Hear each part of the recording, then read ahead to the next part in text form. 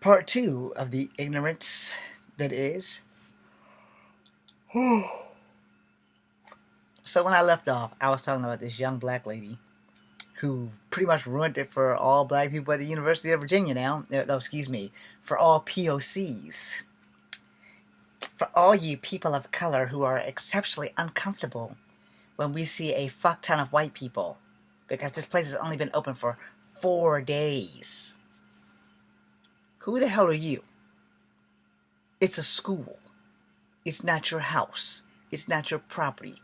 You don't own it. You pay tuition just like all those white people that you were trying to kick out of there.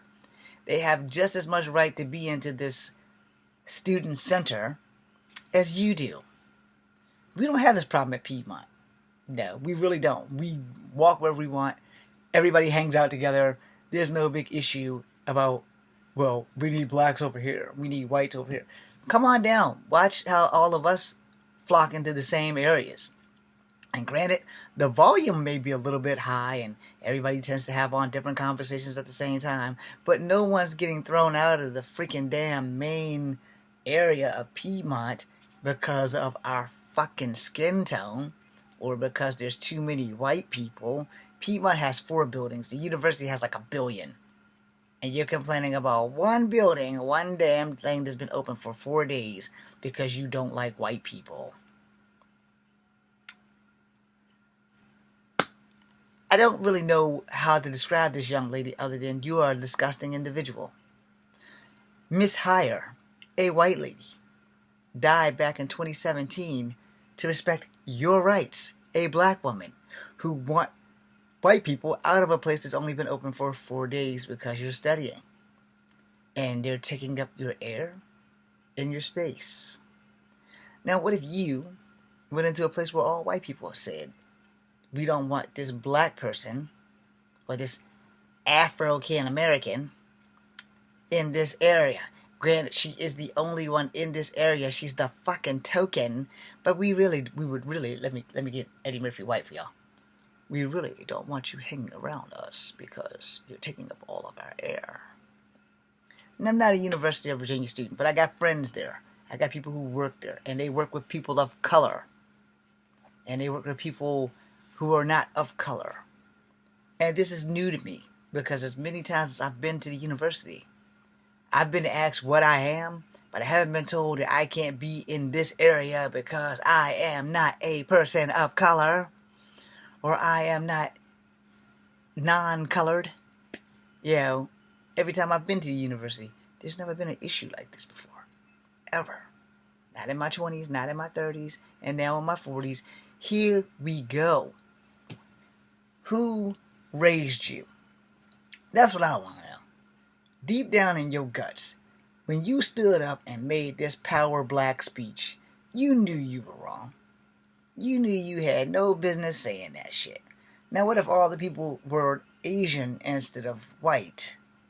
Well, we're really uncomfortable around a bunch of these Asian people. Same concept, and guess what? Asian people are people of color, or as you like to say, POCs.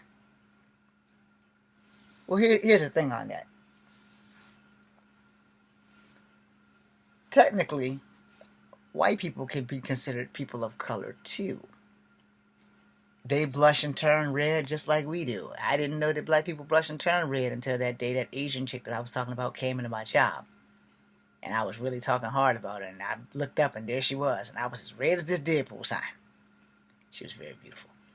Anyway, everybody who chokes will turn blue or red. So, how dare you use the term people of color, POCs, as your staple point? Let me tell you something about racist people. Alright? I don't really have anything against you if you're racist, as long as you're honest about it. Yeah, I really don't like you because you're black. I really don't like you because you're Asian. And James, we really don't like you because you're straight mixed. You're 1000% mutt. You're Native American, you're black, and you're white, and you are a threat. Why am I a threat? Because I'm smart enough to educate all of you young people on how the world really works. There were white slaves For you idiots that didn't complete the schooling about indentured servants, most of those were white slaves. There were black slaves. There were Native American slaves. There were Chinese slaves. There's not a culture on this earth that don't have a slave story somewhere. Even in China, there were slaves. Even in Japan, there were slaves. They had different names and different titles, but they were still slaves. Anyone in the form of servitude is technically a slave. Maids, butlers, chauffeurs, you're more moderate, up-to-date type slaves. Alright? No one's going to call you that because they're going to give you a whole different politically correct title. Let's see.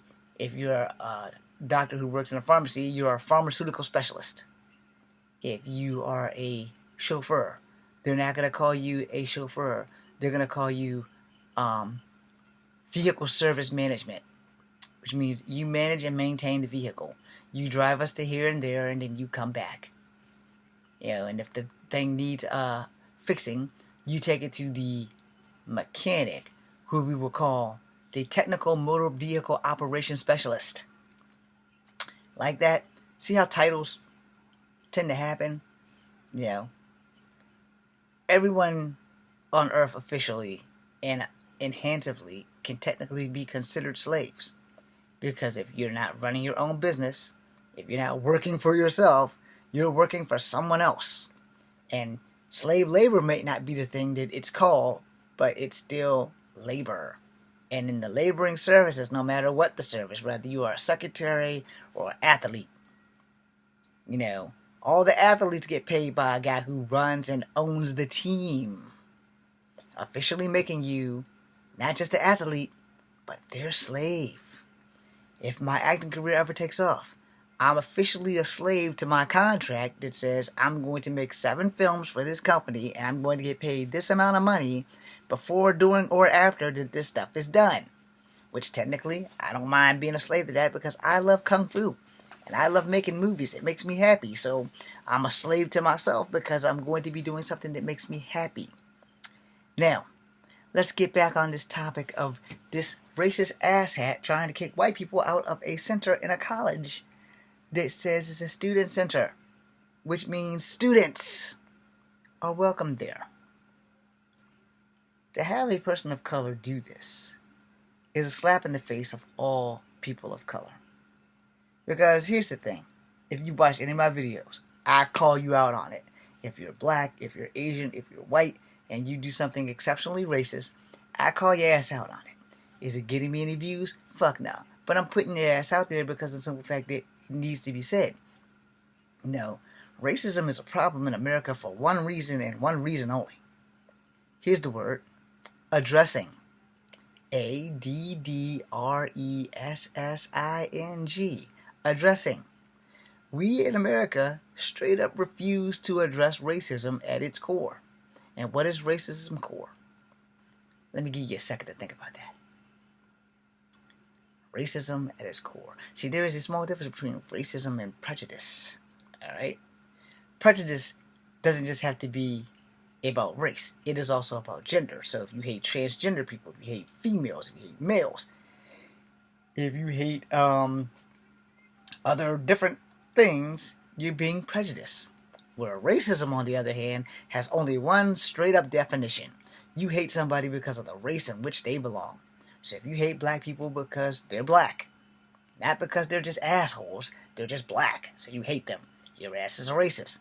If you hate white people just because of the fact that they're white, they may have never done anything to you, but because they're white, you hate them. Guess what? That makes you a fucking racist. If you hate Asian people, of any of the 90 Asian ethnicities, because that includes Native Americans, and that includes a fuck ton of tribes all the way down from the tip of Alaska and the North Pole all the way down to the very tip of the South Pole. If you are of Native American descent, your ass is Asian.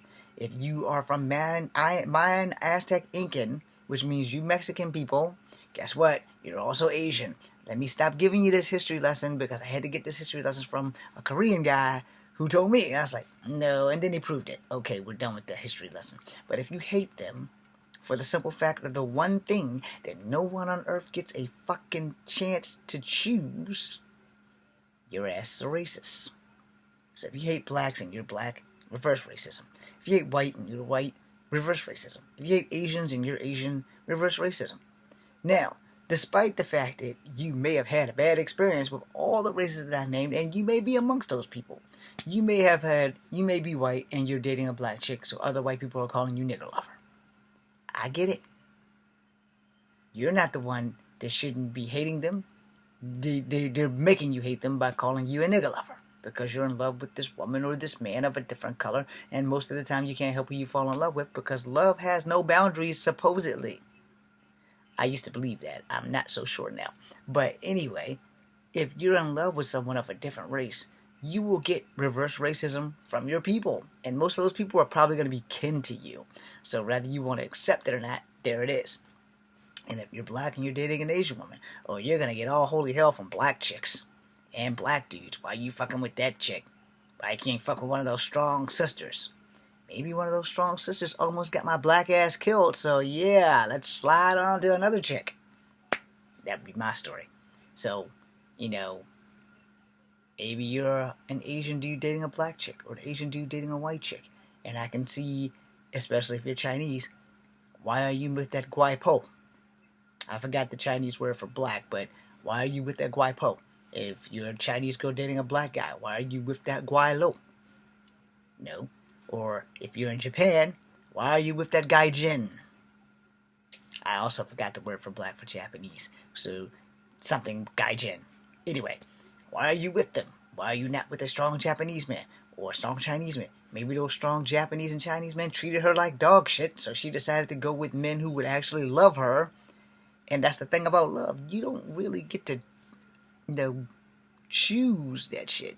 Shit just happens.